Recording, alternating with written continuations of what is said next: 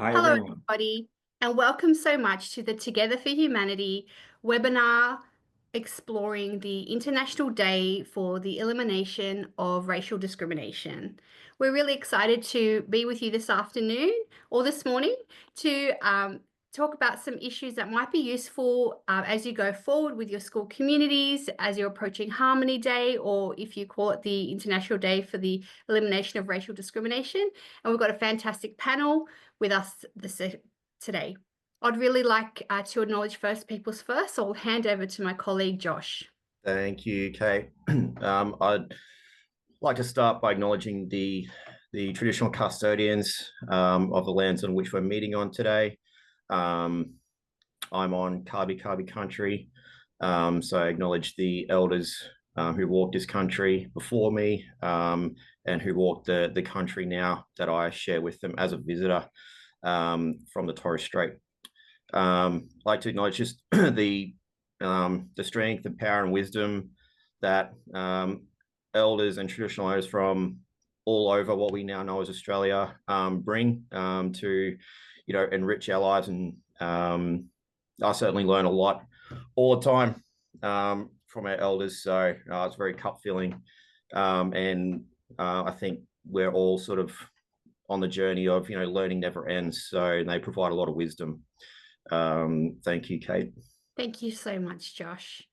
So as we embark on this webinar, I would just like to give you a bit of an overview of the session.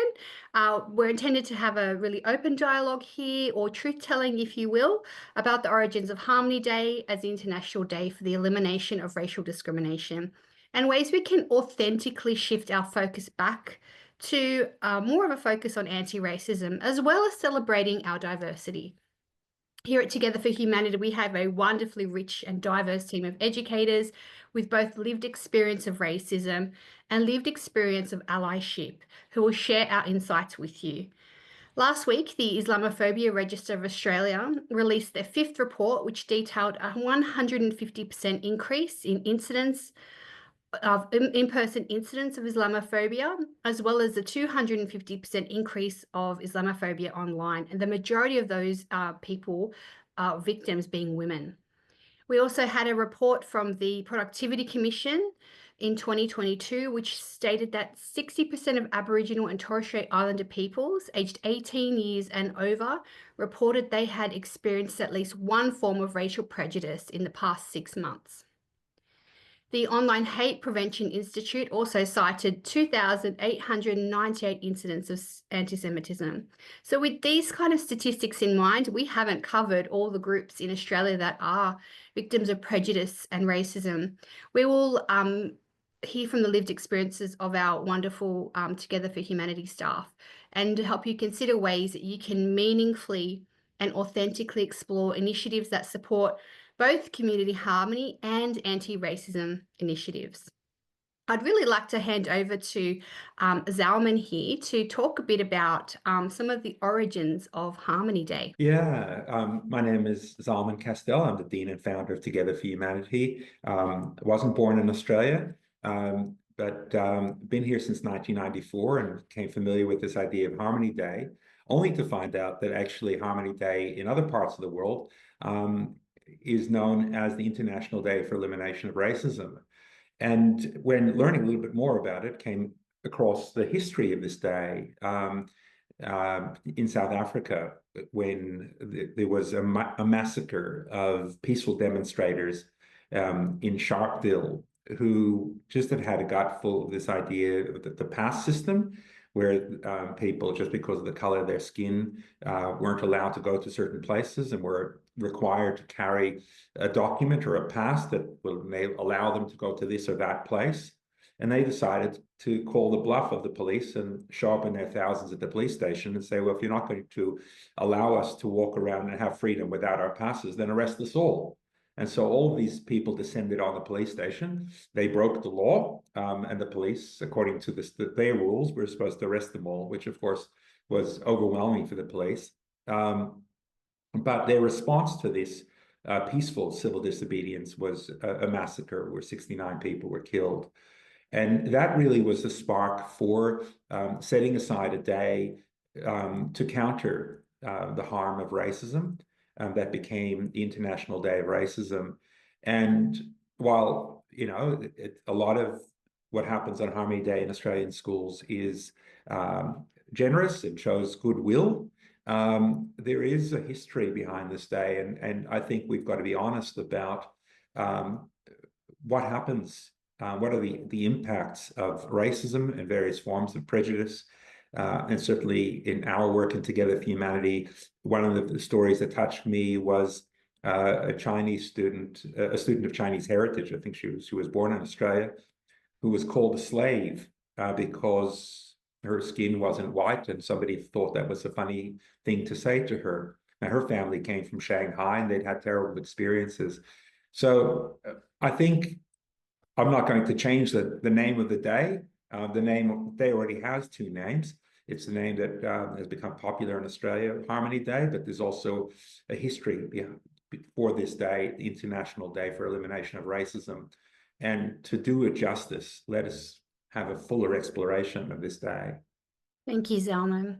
I'd like to head back over to Josh. Josh, can you tell us a little bit about, you know, you're a Torres Strait Islander man. Can you tell us a little bit about the experience that you've had and some of your ideas around why this is such an important discussion to have, and why we do need to go a little bit deeper with the conversations we have with young people in our schools? Yeah, so I have family links to Bardu and Arab Island, and yeah, grew up in Brisbane, and my parents didn't identify me as Torres Strait Islander when I went through school for fear of being treated differently. I experienced racism at school. I experienced racism in the shopping centre, you know, at the doctors, with police. So all levels, all the time, you know, including social media. Excuse me. And yeah, just even myself being on that journey, going from my response being very immediate and very angry in my response, very, very, coming from a point of, retaliation. I was struggling with the injustice, I think, of it. And it took me a long time to figure out that that doesn't actually work. So I've shifted my own perspective to, wanting to be someone that can, teach or just share my experiences with young people, in the hopes that our Aboriginal and Torres Strait Islander, young people in schools feel more seen, and non-Indigenous young people have a bit more of an understanding about the day-to-day life, that experiences that we have that are outside of school or outside of the workplace, or it's often, it's constant. It's not just a comment that we may have heard at school and then it doesn't happen outside of that. And I think it's a perspective that is important to share, because it's not just one racist comment we hear at school or one different way that we're treated. It's often and looks lots of different ways. So, even today I still have that response sometimes where it's a bit more, that frustration certainly comes out at times. And so I'm still learning, ways to deal with it when it does happen, in a more constructive way for the person who might, I feel like, be treating me differently or has said a racist thing towards me or whatever. So, it's switching from that, you wrong me, so I'm going to do something back to you, that, eye for an eye type of mentality, to shifting to, we need to understand each other better, have a bit more grace for each other. And that goes both ways. I feel like it's a two-way street. and that holding that anger really only hurts myself and tires me out. So I think moving forward, it's really important to do, you know, the work that we're doing in schools and to just really go deeper into not just what racism is, but the impacts and the harm that it causes in a really real way. And hearing from Aboriginal and Torres Strait Islander people and their stories can be quite confronting, but it is the truth. And it's not to make anyone ever feel guilty, but it's just to explain that our experience that a lot of non-Indigenous people won't experience. And I think that, we also have a responsibility to carry that and to share that in a way that isn't accusatory and that isn't making people sit in that uncomfortable space. So yeah, I think moving forward, it's a understanding of what it is, the impacts, and then practically what can we do together to, you know, all move forward. Thank you very much, Josh. Did anyone in the on our panel have any questions for Josh? Josh, do you want to tell us a little bit about the Our Country program that you're developing that really helps, you know, bring all those ideas that you just talked about to students? Yeah, so the Our Country program is you know, a 5-week student program, and it starts with understanding Australia's history from an Aboriginal and Torres Strait Islander perspective, but again, carrying that understanding that we're not here to make young people feel guilty or shame about what may have happened in the past, what has happened in the past, but we go through that as an educational piece, and then we shift into a bit more of a almost a human element, removing color, and just be like, what do we value as humans, and how many of those values actually align, which is really important because that really helps see human to human rather than you're Aboriginal Torres Strait Islander and I'm not. And so I think it's really important to, at that time, take that color away, understand who we are, just as people first. And then we move into, towards the end of the program, about what did we learn? But then a bit of a call to action. What can we do together now that we all have a shared understanding to make, you know, school a safer place, or to be, you know, a more, you know, inclusive place for Aboriginal and Torres Strait Islander young people who are in the large part the minority, a minority group at schools. Thank you very much, Josh, for telling us about the program, and there'll be an opportunity to learn more about the programs at the end.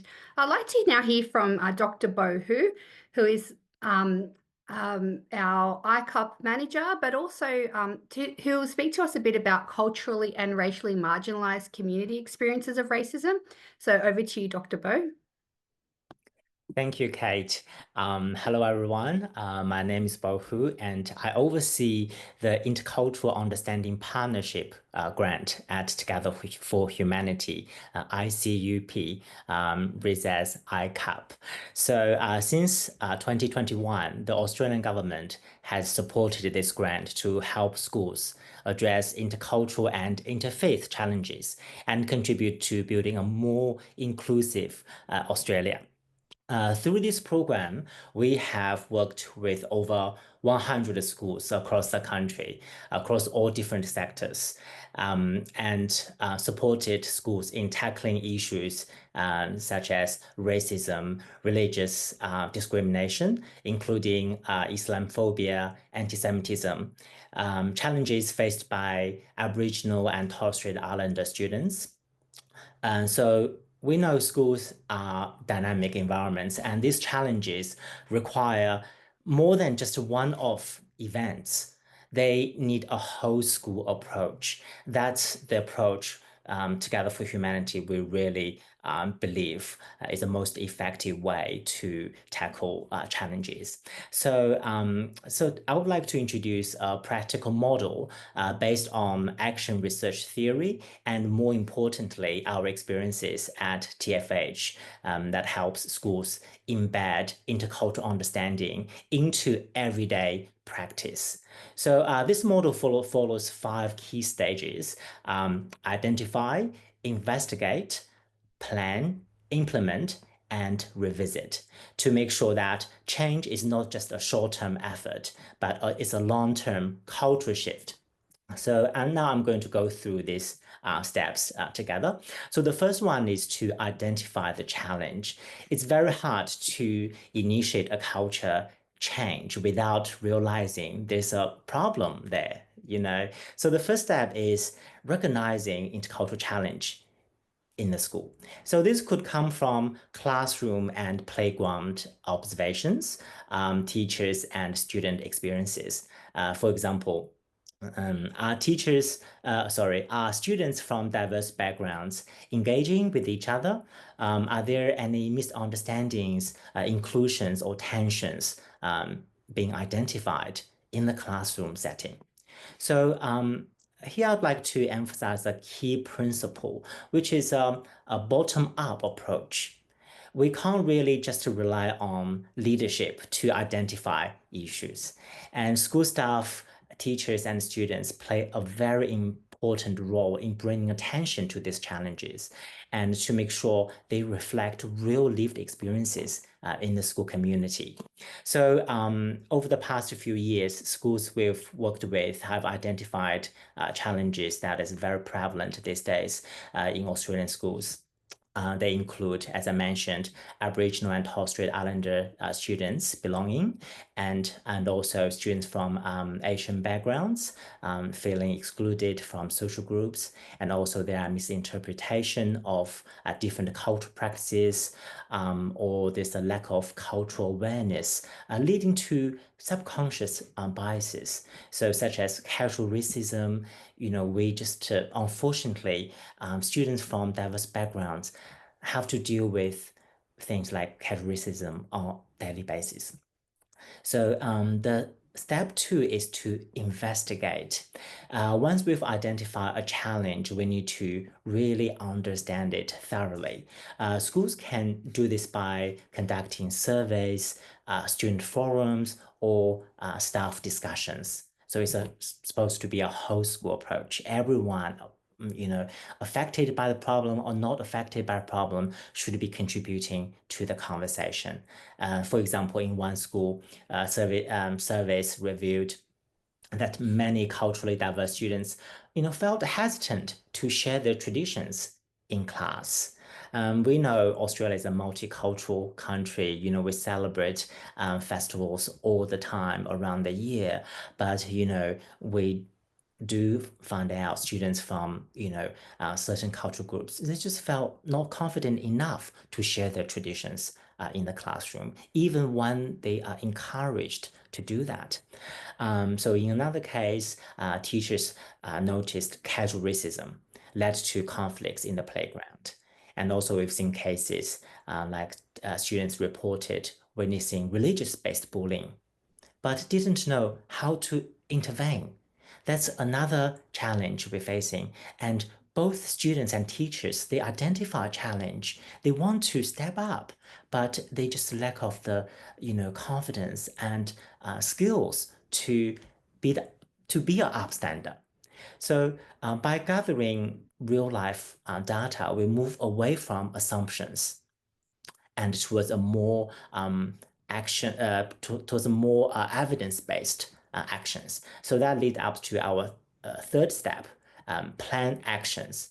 So with data in hand, we work with TFH, work with leadership, teachers, students, and staff members to design targeted actions. So this could include changes to school curriculum, new policies, professional learning for staff, or student-led initiatives.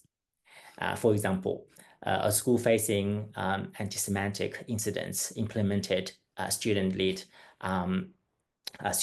workshops on religious diversity, and also my colleague Margaret Hepworth can talk about more about our student ambassador program, specifically focusing on students of Jewish background. In my work also, there's another school, they recognized Islamophobia in student discussions. So they included guest speakers from a local community to come to talk to students and staff members to build understanding of the faith. So also schools working to support Aboriginal and Torres Strait Islander students have revised their teaching materials. So to make sure that accurate representations of Indigenous histories and cultures. So we have so many different types of ICAP projects and to tackle those issues. And another important part I want to emphasize is school can also seek help from external service providers. For example, community organizations, or ethnic community associations for specific cultural group, or organizations like Together for Humanity. So we can act as a critical friend. Because if schools trying to address a problem with their own community, we found sometimes people are a bit more hesitant to articulate. But we as an external party, we are there to have those hard conversations. So please do, reach out to us, invite us to your school to facilitate those hard conversations, so we can provide our, expertise or training and or more structured program to help your school navigate these challenges more effectively. And the step number 4 is to implement and to reflect. So implementation means embedding these actions into everyday school experiences, not just a one-off events, but as part of the school culture. That's why we call this more than just Harmony Day. Actions should be taken 24/7, the whole year round, not just this week or today. So we know schools are busy places, and our teachers are always on the run. So embedding this model into everyday running of the school is crucial. As I mentioned, it should be a culture shift, not just an add-on. Schools that integrate these strategies into their teaching practice, curriculums, policies, and student engagement activities see more long-term impact. But by running programs without effective reflections, the learning outcome is restricted. So that's also a key theory in the experiential learning concept. By doing things without reflecting, actual learning is very restricted. So reflection is also key. Schools that build regular check-ins through teacher meetings, student discussions, or leadership reviews, see stronger, sustained progress. And so the last step is step number 5, revisit and improve. So as I mentioned, culture shift is not just a one-off, it's an ongoing process. And there's no one-time fix. We really hope organizations such as TFH, we don't exist, because that means, we live in a harmonious, inclusive society. But unfortunately, we have to be there on the ground to initiate this change. So we use an action research cycle. So as plan, act, observe, and reflect. Schools revisit their strategies regularly, gather feedback, and refine their approach over time. So it's cycle. And the most successful schools embed intercultural understanding into policies, professional learning, and student programs to make sure it becomes part of the school's long-term vision rather than just a temporary, tick the box initiative.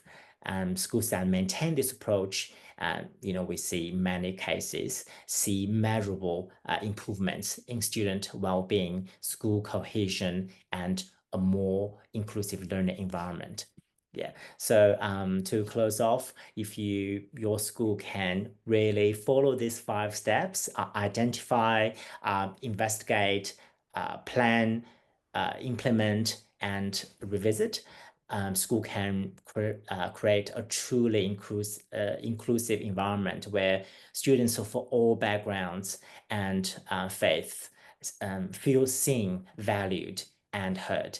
So together, we can move beyond just Harmony Day. We can move beyond just reacting to incidents or challenges, and instead, we can build a more proactive, welcoming school cultures. Okay, so that's my work at TFH, and yeah, I'm back to you, Kate. Thank you so much, Beau. Really love the idea of the whole school approach and looking at creating change as you would any other any other idea that you want to. School improvement is basically what I'm trying to say. It's school improvement. So having that embedded in school plan and having that having a strategy is really important. Let's stick on this topic of strategies. I'm going to hand over to Zalman. Zalman, storytelling, empathy. Can you talk us a little bit about the power of that when it comes to creating young people who have empathy for one another? I will. First strategy I want to mention, that was self-reflection. And I'm reflecting on the fact that I'm the third man to get a fair bit of airtime here while the women are waiting. And I do apologize, but I do have another meeting. So it is absolutely not intended in any form of disrespect. It's just external circumstances that are beyond my control. But I think seriously, just being aware of dynamic and encouraging, as Kathleen, one of the people in our team, makes the point, sometimes to reflect on whose voices are being heard and who's not being heard is useful. Another strategy is storytelling. One day recently, I was at the Parramatta Westfield, and it was a hot day, and I parked my car in one of the multiple car parks in Parramatta Westfield. And I wouldn't be the first person that was wandering around Parramatta trying to find the right car park because the signage wasn't working for me. And as I'm frustrated and walking around here, there, and everywhere, lost, someone walks past me and mumbles just one word, and I won't repeat the word, but it was a word that was quite evocative, quite powerful, quite emotional, relating to overseas conflict. And I, as a visibly Jewish man, was held responsible for whatever is happening in another part of the world. And Marg has this wonderful line about the importance of not every individual people bearing the burden of the collective. I am happy to have conversations about justice, and I think justice is far more important than my feelings on a given day. And the pursuit of justice needs to be done in an ethical way. So if someone wants to solve the world's problems, that's great. But Beau, as someone of Chinese heritage, shouldn't have to bear the burdens of all concerns people have about events involving Chinese people. And the same goes for Muslims or Jews. And I want to share another story. This is of a young girl in year 7 in a public school, and she found herself in a narrow space within the school, one of these little odd rooms that schools have. It was, I don't know if it's a storage cupboard or something, and another student walked into that space with deodorant and started spraying and said, well, this is like the gas chambers, this is what Hitler should have done to you all. And this is a year 7 girl at a public school in Sydney. And the teachers didn't know what to do, and they asked this year 7 girl, how should we solve the problem? Which reinforces my earlier point about the burden. She's a year 7 girl. The fact that she is Jewish doesn't make her an expert on anti-Semitism any more than any Aboriginal student should be able to explain everything and fix every concern that a teacher has. So that I'm telling these stories because stories are really great at empathy. What the research tells us about defeating racism is that empathy is so powerful. And yet, if we see people as the other, we know again from research that empathy doesn't kick in. Empathy kicks in for people that we perceive to be like us, like Alan Kurdi, the little boy with the red t-shirt and the blue shorts. He's a kid like any other kid because you can't tell his skin color. He doesn't have a hijab or a yarmulke, or he's just a kid. And yet people connected with him. And there was a beautiful student, Calisha ran a program last week at a school, and this very, very bright year 8 girl said, the way to defeat racism is to have empathy by getting to know the other, understanding their stories, understanding their lived experience. And then the person who is an other becomes a brother, or the person who is them becomes us. Thank you, Zalman. I want to hand over to Calisha because Calisha, you were mentioned in that program, but I'd love to hear your insights on this. Thanks, Kate. Hi, everybody. I'm the Education Program Coordinator with Together for Humanity, and in particular in New South Wales, running programs in schools. And I guess, referring earlier to Kate's mention of those statistics at the start of this webinar, the seriousness of the noticeable increase in acts and of prejudice, as well as prejudice, rhetoric and commentary. The stats show one thing, but what we hear from schools is, something else altogether. Getting, this massive influx of inquiries from schools who are reporting on the ground the types of things that they're hearing young people say to one another, and for us to be aware of and notice the, Zalman just talking about empathy and the importance of it, the actual lack of empathy and the lack of self-awareness, the lack of being conscious of the importance of treating others with respect and dignity. For us to go into high schools and speak to young adults about really basic concepts such as the importance of respect and kindness, and to have a think about what others might be feeling, and to think about the impacts of exclusion and the impacts of even verbal bullying on their peers. It's quite an alarming time that we're in, and we know that young people struggle socially in general in the school environment, and that it's a bit of a look out for yourself, or you're going to be breakfast if you don't act on the ante in terms of being very offensive before you have to be defensive, type of social tactics. So for us, running programs in schools and bringing kids back to really simple concepts of humanity and universal moral concepts is more so what we're trying to remind them of. And through the programs that we do an array of programs, from 1-hour presentation style programs to 5-session programs going over a longer span of time, whether throughout a day or multiple weeks with students. So for us to kind of on the ground see the conversations that young people are aching to have, the emotional and psychological impact of the environments that they're in both public and private schools, in wealthy areas and those areas which are a bit more economically struggling. All kids are experiencing or witnessing, at the very least witnessing this shift in attitudes, and it is quite a spiked wave. And if I had to sit back, when I see some of the headlines that come through news media, and I put myself and I try to empathize with the average citizen who's not from my faith or culture, I'd be really just confused and concerned. I'd be thinking, what the heck's going on, both in this country and abroad, and what does it all mean? And who are the good guys and the bad guys, or who should I be worried about? So now thinking about young people who are aching to have conversations in order to kind of unpack and decode the world that they live in. I feel like our programs with Together for Humanity, we really invite young people to do that. We do inter-school programs where we bring diverse students from different schools together to have conversations.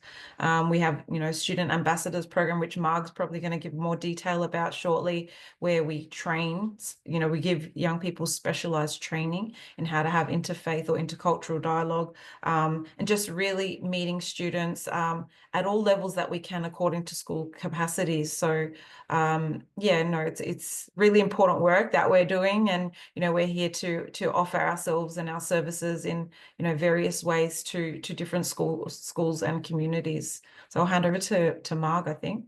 Before you go to Marg, I just want to open up. We've got people here with lived experience, and I just would love to know, how's your lived experience inspired you to do this work, and why do you think, as someone who has experienced prejudice, why is this work so important, and how does it drive you in this space to work with young people and support schools? I'll hand it over to anyone on the panel.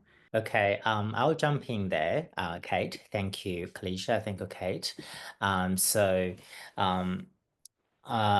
I'm originally from China, from northern part of China. I came to Australia 2013 to undertake my PhD research. So myself as a migrant, so I'm fully aware of, my advantage as well as my disadvantage.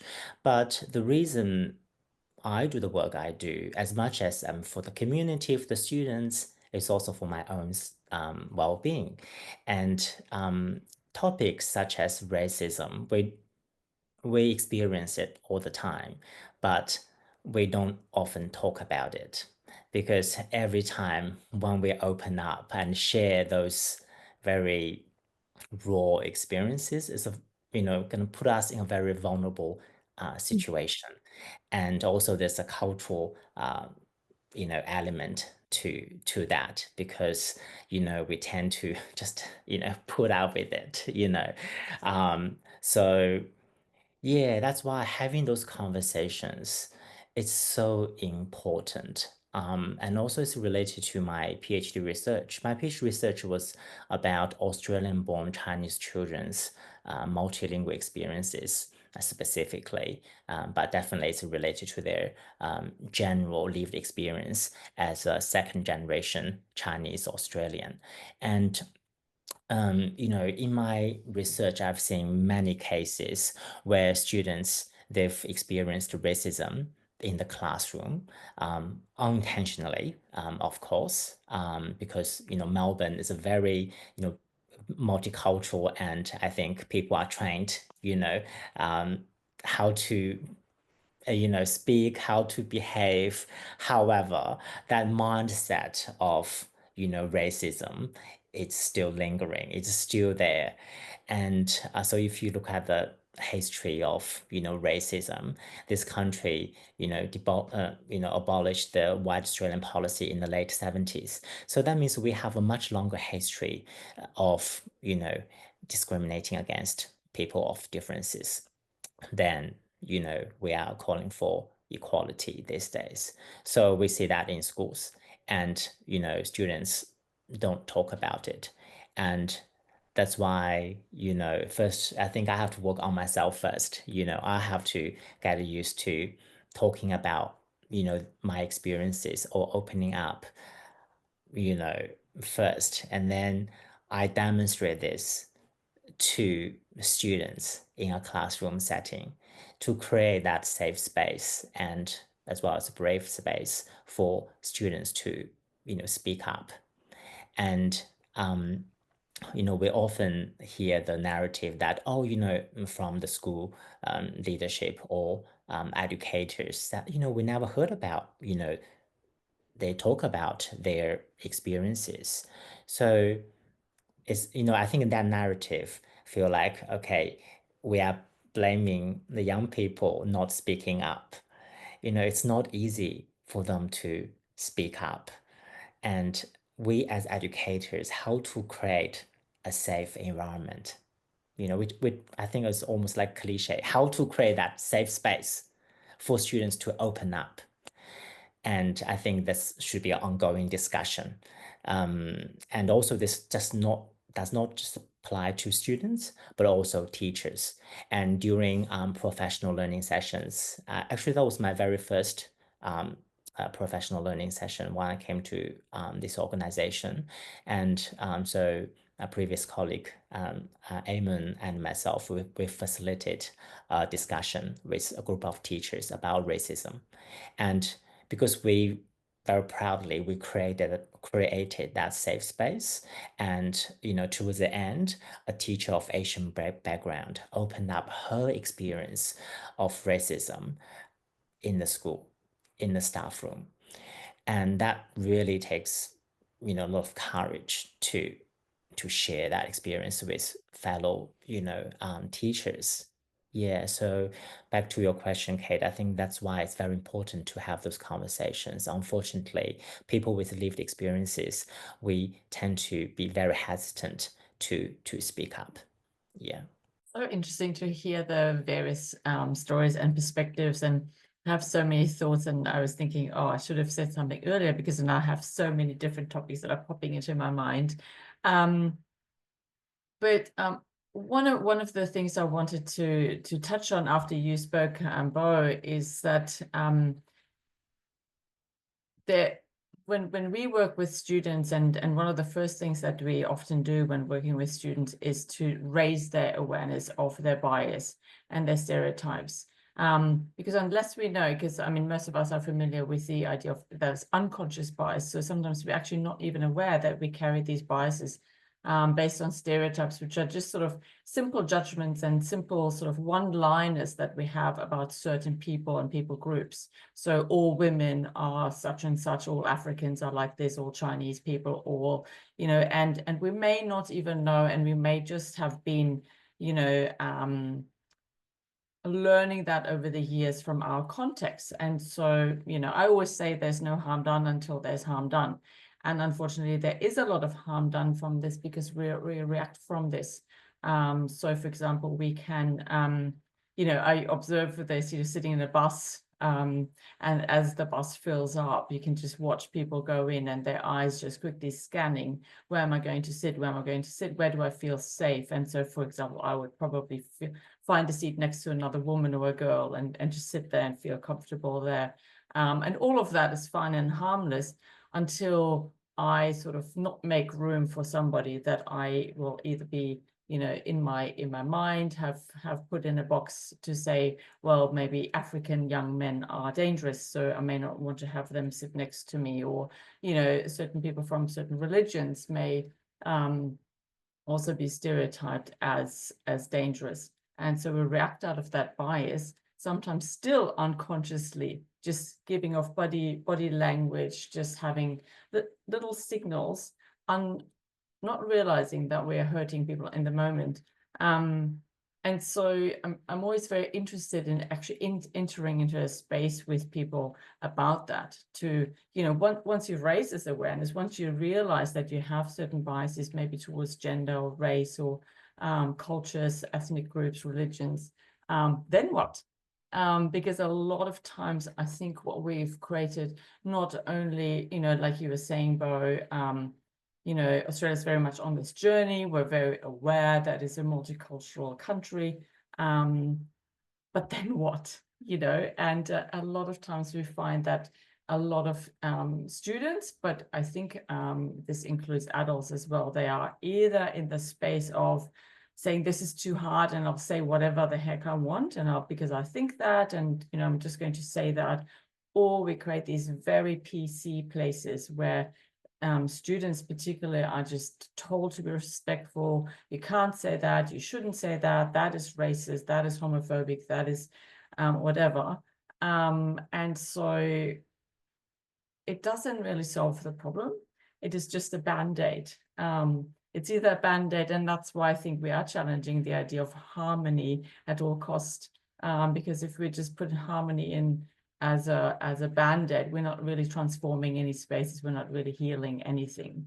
And so I feel very strongly about creating spaces, like you were saying, Beau, where we can dialogue, where we can actually say these things. You know, I'm not okay with something, you know, I don't agree with that, based on my religion, based on my context, based on my background. I'm not okay with that, but I do want to understand why you're thinking differently. And I can, you know, relate so many examples of when we've spent time with students, especially in smaller groups, but even in larger contexts, where we've created those spaces where they've bravely, just like that teacher that you just mentioned, they've bravely actually put their hand up and said, I actually don't understand that. I actually don't know what someone means when they speak about the gender pay gap, because, you know, there are rules about that, and I can't not employ someone because they are a woman. And then to have the opportunity to explain what that really means very deeply, and why, even if our structures are changed, even though we don't have the white Australian policy anymore, there's still so many things underneath it. And unless we are actually squarely looking at those, we're not really going to have transformation. We may have better spaces and better laws, better structures, but we're not going to have safe spaces for everybody. And I think, just to, I guess, add on to what people have been discussing, is like certainly around like that PC stuff you're mentioning, Tanja. I think some of the power coming into schools and talking with young people is not deliberately stepping outside of that, but putting things forward that are truth that might be confronting. Because I feel like that's when, certainly through like storytelling, there is that emotional, that empathy, that emotive shift from A to B. I can feel something now. And I think like a good example, or an example of that recently, which unified a lot of people in Australia who saw this, was a TikTok person who took a wombat away from its mother, made the video. That person then left the country. But the way that it unified Australia, saying how wrong that was. And I've seen communities say, well, what about stolen generations? Where's that unity there? And that's a deliberate pause for silence, because just let that sit for a second. So everybody has the ability, I guess, to feel empathy, or even a righteous anger, or a righteous frustration, or a well-placed frustration, a well-meaning sort of motivation. Yet a lot of these things are choices based on what we've heard, what we've been taught, what we choose to believe, but it can also be a choice to go against that, which can be swimming against the current a lot of the time. But I think it's important that this work that we do at schools is building people up to have the confidence to stand side by side with a Jew or a Muslim or an Aboriginal person or someone else, and say, you know what, like, I'm going to journey with you through this, or I'm just here with you, or I'm here for you, can be really, really powerful. And I think that's part of the important work that we do, is we're building this cohesion and this unity within us, you know, the young people that we work with in schools. Before we look at some more programs and I hand over to Andrea and Marg, I'd just like to ask the panel, you know, what's your tip for creating a safe space? We've talked a lot about safe spaces and brave spaces. Let's get some diverse perspectives on that. What helps you? What do you think helps you feel safe? But also, what do you see as, you know, if you're a facilitator, what's helped create a safe space in your programs? Beau, you got your hand up. I think I'll start with the easiest and the most practical one, is through visuals. And let's say if I go to a school, you know, as a parent, and at the front desk, if I saw multilingual signage, you know, in my language or in any other languages, I feel immediately there's a difference. And in this a safe space, I can, you know, should I encourage my kid only speak English, or they can speak their home language. So I think that's a very tangible and effective way. And of course, there's a lot of work, deeper than that. But I would say create a welcoming environment through visuals. And also, I think same strategy applies to our First Nations cultures and peoples, and also LGBT, communities. If you wear, a rainbow lanyard, immediately, we know it's a safe space for students of gender diversity, particularly, let's say, in a Catholic school situation. And I know, okay, I can talk about those topics with students without, overthinking. Oh, is this a safe material I can use or topic I can help the students? Yeah. Can I add in there, Beau? Thanks for that. You're quite right. It's when people walk into a school, that very first impression tells them they're in a trusted space or a safe space.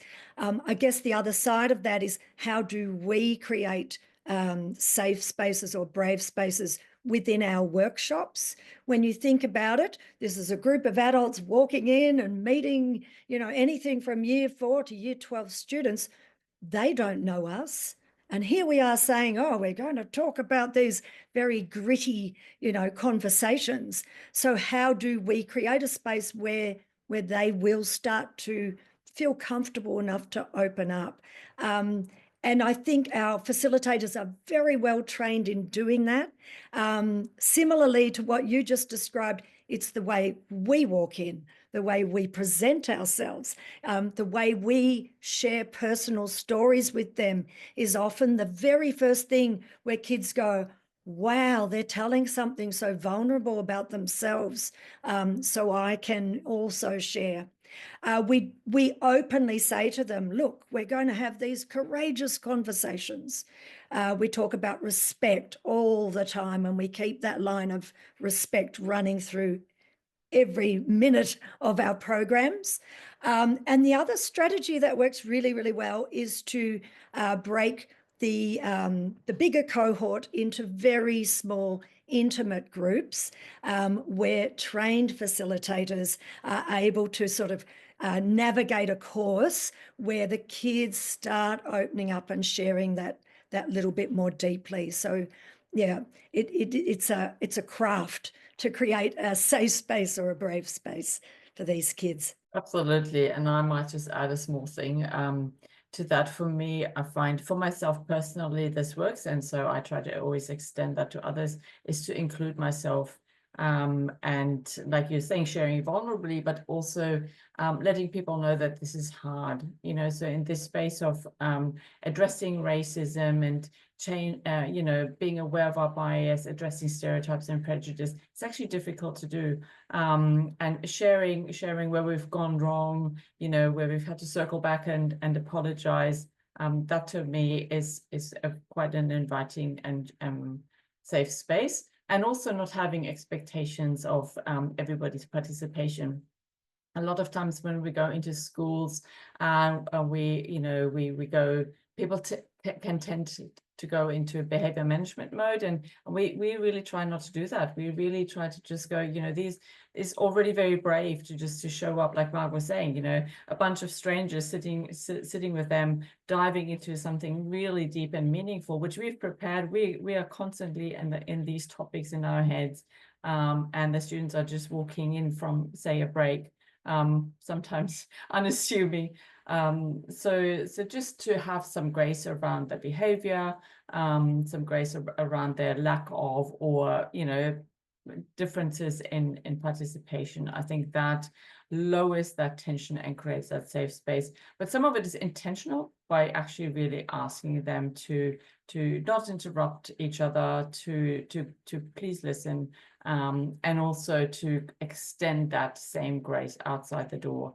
So once you leave this room, please don't, talk behind people's backs. So I think all of that's a package of creating a safe space for young people, but also for for adults. Yeah, from my experience, I've found that young people are often, without even needing to be prompted about it, often quite courteous towards me as being noticeably a very different person in the room, and from the stories that I share about my experiences or struggles, both with feeling like I'm accommodated for, I belong when I'm the absolute minority in a certain schooling environment, or even in the adult world. You know, the young people often make me feel more comfortable than I have in adult settings. So there's this quiet reverence that I feel that young people have had when I've been, you know, facilitating and running programs for them. And I guess treating them in a way where you either acknowledge how respectful they are being, you know, in certain moments,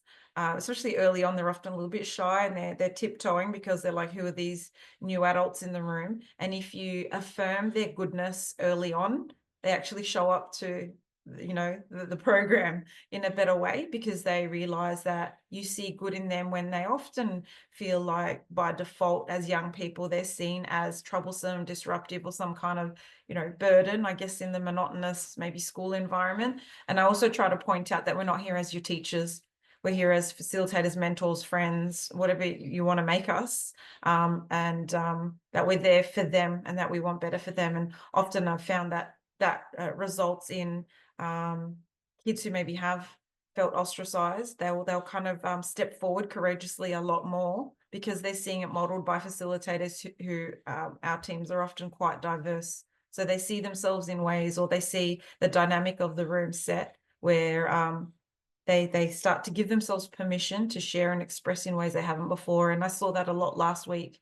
We had quite a lot of kids in a particular school that had special needs and learning disabilities, and they would sometimes even just be whispering or sitting close by intentionally in order to participate, where as a facilitator you're a conduit for what they want to share, as well as students who had really strong accents and, you know, were from different backgrounds, feeling like and being able to say, you know, I feel like I'm really made to feel like I don't belong, or I'm not as smart because of my accent, but here's who I am. So and these were things that we wanted to bring out into the room. And yeah, the key word is facilitator. So you're just facilitating so much for these kids, as opposed to being, you know, a teacher in those moments. So they're very bright and amazing young people, really. Can I extend that, Calisha? With that, we had a group of students that did a role play in Chinese at a Sydney public school, and it was just awesome, you know. And someone else translated, but they can,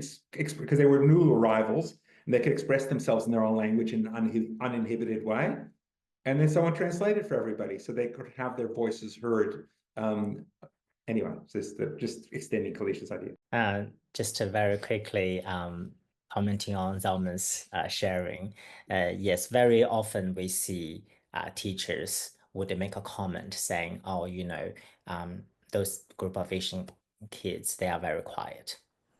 And yes, from the observation, they are quiet, but I would say the narrative had this underlining meaning that, yeah, they are quiet. They actually don't engage. They are not thinking, you know, and I think that's just a very, you know, that's kind of massive simplification of the Asian culture or Chinese culture.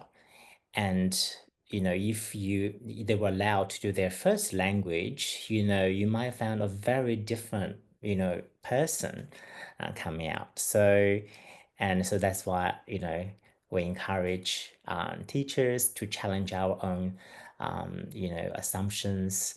And, you know, towards the end, we're all humans. We have, you know, emotions, we have stories, you know, as an educator, how to elicit that, you know, from students. And instead of saying, you know, oh, they don't contribute, they are quiet, then, you know, they're always just, you know, hang out with themselves, and how we can make a proactive effort to elicit the other part of the students. Yeah, that's something we can think about. Okay. I just want to really, really quickly add on to that. I think something Marg and Tanja also touched on is when I agree with Marg. Like, my way to create a safe space, and I'm circling a long way back, is vulnerability. And then to Tanya's point around not expecting young people to necessarily have to contribute. I know for me as a facilitator, some of the things that I share are very vulnerable and can be re-traumatizing. Consciously bringing that up and then verbalizing that in a room full of people I don't know.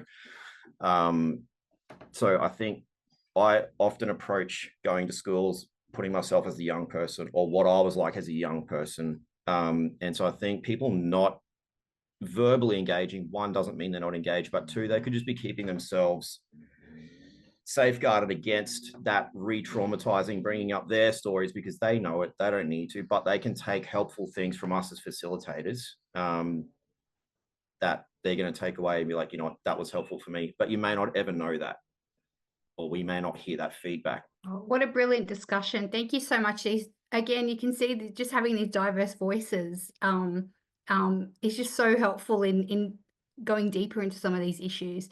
I'd like to talk to Marg now. Marg and a couple of other of our staff, including Calisha and Zalman, have been working on the idea of an ambassadors program as a response to addressing anti-Semitism and Islamophobia in schools, and really relying on student voice. I would love to hear a little bit more about that, because I think this is something so exciting for schools and something different that can be a great part of the solution. Oh, thank you, Kate. So I want to start with a big Womanjeka. I live and work on Wurundjeri country, and the word Womanjeka, if you ask students, we often begin this way in student workshops. We ask them, what does it mean? And even the really young ones will tell us it means welcome.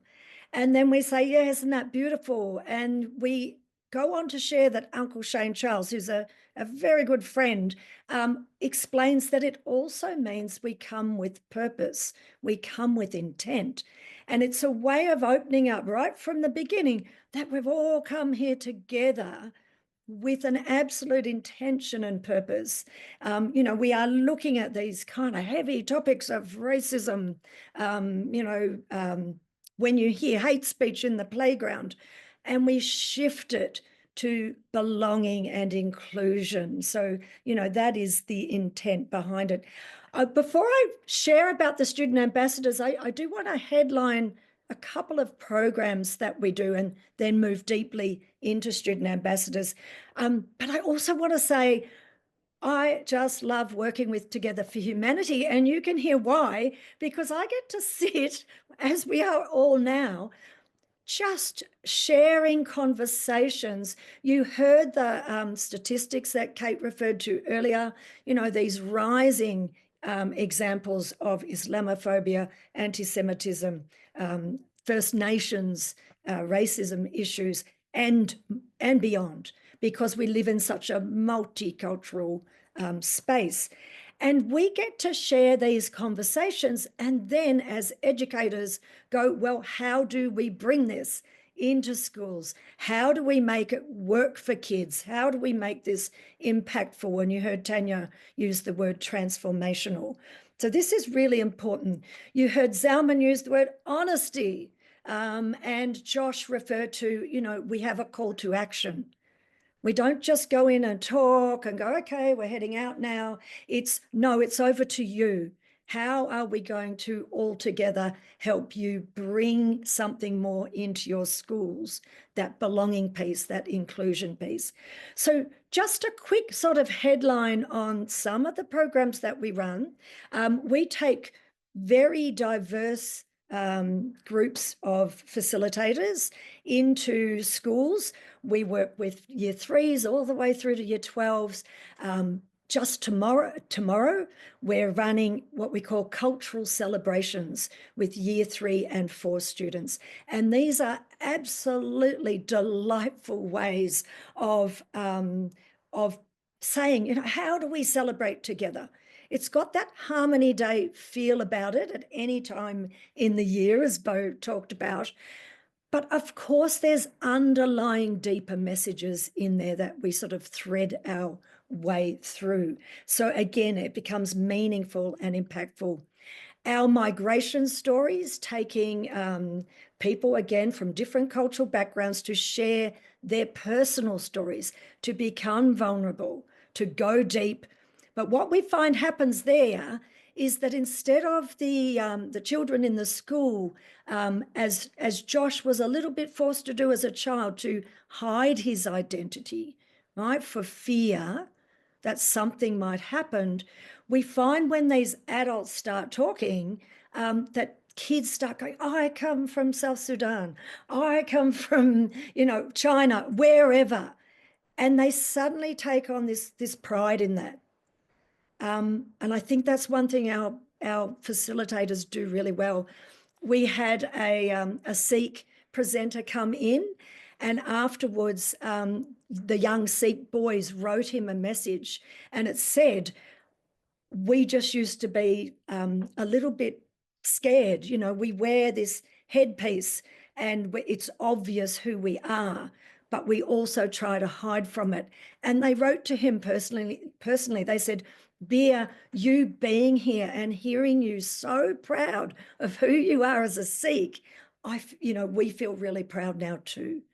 So this is the kind of shift that we're looking at. It is an attitudinal shift. We don't go in telling kids what to think. We go in to expand their thinking and to help them see different perspectives, because that is what intercultural understanding is all about. It's a move from awareness to a deeper understanding. As the students get older, of course, the conversations become more courageous, a bit more gritty, a bit more, diving into looking at racism, looking at what goes on in their school. We often ask students, what is it that you want to see change in the world? And they tell us, we don't want racism, we don't want war, we don't want violence, we don't want poverty.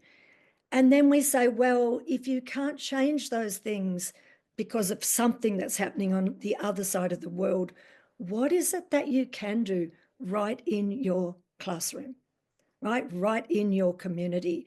And then we give them time, because time's important, right? We give them time to share, to chew over ideas, and then to present, because student voice is also important. It's not just us doing all the talking, giving them opportunities to share their ideas in front of their peers, right? And then sometimes finding ways with teachers, if we can, how would you carry that forward in your school, right? To give the longevity, to allow them to really go deeper in the exploration. So, Kate, you mentioned Student Ambassadors Program. This is a very, very exciting, relatively new program for Together for Humanity. Everything you just heard me describe is adults going in to speak to young people. That in itself is fantastic, highly effective. What we're now doing is training young people to go into schools to speak to young people. So just stop and think about that whole next, level or layer of impact for that. So we've begun working with a group of about 12 young Jewish students. We collaborate with an organization called UJEB, Uniting Jewish Education Board. They sourced the students and they work with them for those young people to go more deeply into their Jewish life, their faith, their culture. We bring in the other piece, which is helping them understand stereotypes, generalizations, challenging times, conflict, how not to react, how do you respond. You heard Zalman very specifically talk about something that happened to him personally and things that happened to students.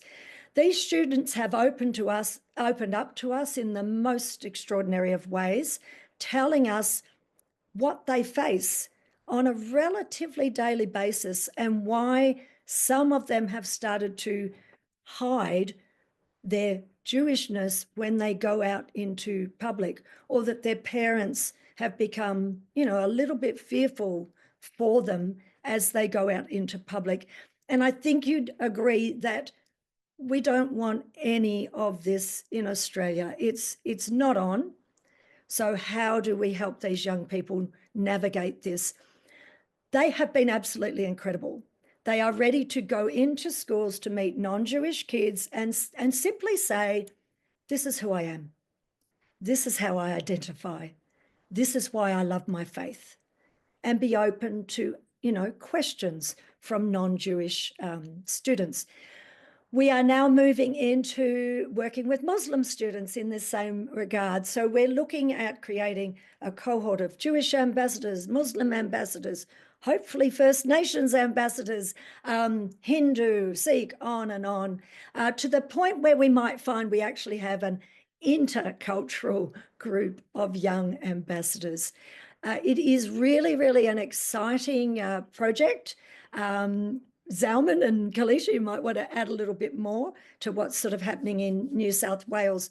But we are really feeling very buoyed, I think, about, the impact the very deep impact that this could make. I know it was, I met Dr. Ela Gandhi, that's Gandhi's granddaughter, and she was asked, well, what would Gandhi say? What would Gandhi say when what's the biggest thing you can do to make change? And she said the answer was just simply go and meet and talk to someone who is different to you. The meet and greet and getting to know and hearing and listening and understanding is the number one thing that you can do.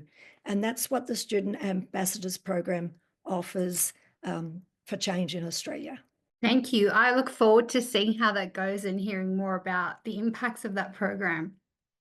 To close up today, I'm going to hand over to Andrea, who's been our wonderful online learning coordinator, who will talk to us a little bit about next steps, where to get some more information, and some of the amazing resources that are available to you at no cost that can be used to support fostering intercultural understanding and addressing racism and prejudice in your communities. Thank you, Kate, and hello, everyone. So you've heard a lot about our student programs here in this chat this afternoon or this morning. And I just wanted to also reiterate that we also really value working with teachers and school staff. And that could be face-to-face type PL workshops and the like, because as teachers and school staff, you're the drivers of the culture and the environment of the school. And while our staff can come in and have a program with your students and have some great impact, that impact can only grow with you as the teachers and staff of the school. So that's another path for how we can support you.